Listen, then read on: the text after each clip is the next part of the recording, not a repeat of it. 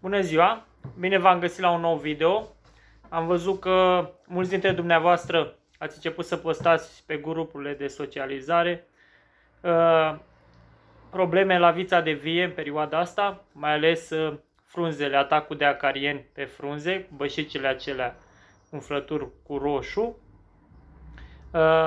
Vreau să vă prezint tratamentul care trebuie să-l aplicăm în perioada aceasta la vița de vie, când lăstarii au între 10-15 cm, chiar 20.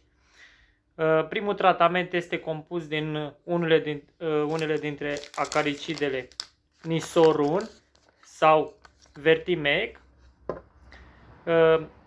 Nisorunul folosim în doză de 5 grame la 10 litri de apă, iar Vertimecul în doză de 10 ml la 10 litri de apă. Deci folosim unul dintre aceste acaricide.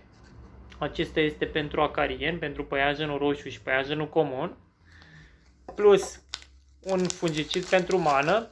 Vă recomand Ridomilul sau mai avem și alte produse, dar Ridomilul este bun pentru că are acțiune și sistemică și de contact și este un fungicid foarte bun pentru a preveni mana, plus un fungicid pentru făinare. Mulți dintre dumneavoastră îl știți, Topsinul, care este un fungicid sistemic pentru făinare și ne ajută foarte bine să prevenim făinarea la vița de vie.